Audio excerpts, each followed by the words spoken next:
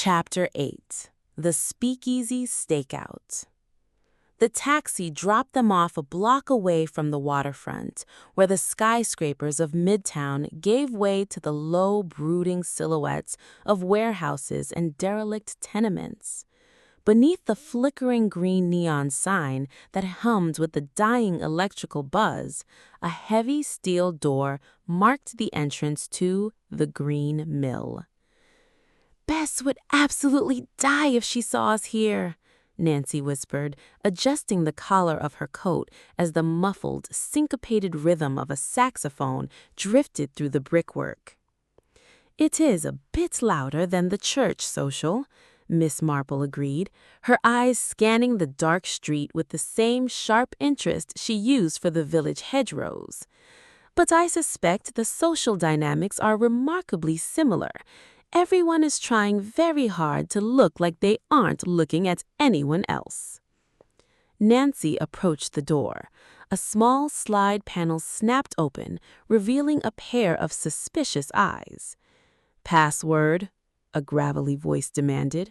Nancy didn't hesitate. She held up the scrap of crimson silk she had found.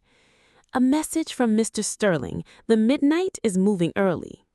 The panel slammed shut, the heavy bolts ground open, and they were ushered into a haze of blue tobacco smoke and the smell of bathtub gin. The club was a subterranean labyrinth of velvet booths and tiny round tables. On a small stage, a jazz quintet was playing a frantic, mournful tune.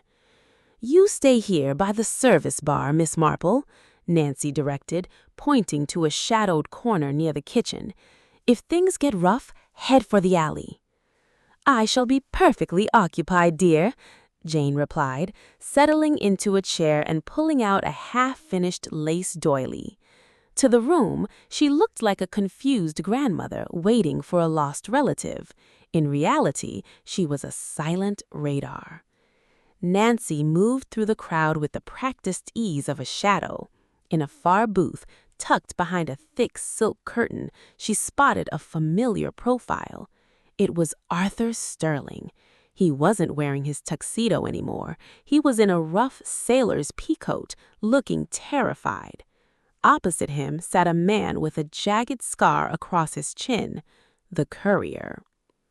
"The Coast Guard is swarming Pier 90. We can't use the Queen Mary to get this out. We'll have to use the freighter, the Morning Star, at Pier 42. "I don't care which ship you use," Sterling hissed. "Just get it out of Manhattan. The girl detective and the old woman, they know too much. They saw the red wax." Nancy leaned closer, her back to a pillar, her heart hammering against her ribs. She needed to see the contents of that crate. If it held the original painting, the case was closed. Suddenly, the music stopped. The saxophone let out a dying squawk.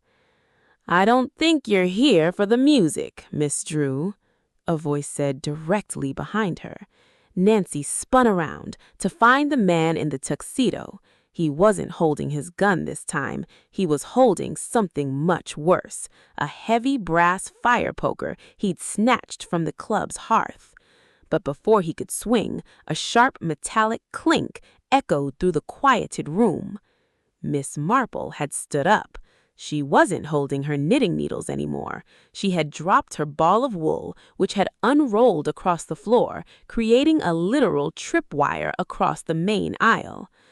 "Oh dear," Miss Marple said, in her most fluttery, helpless voice.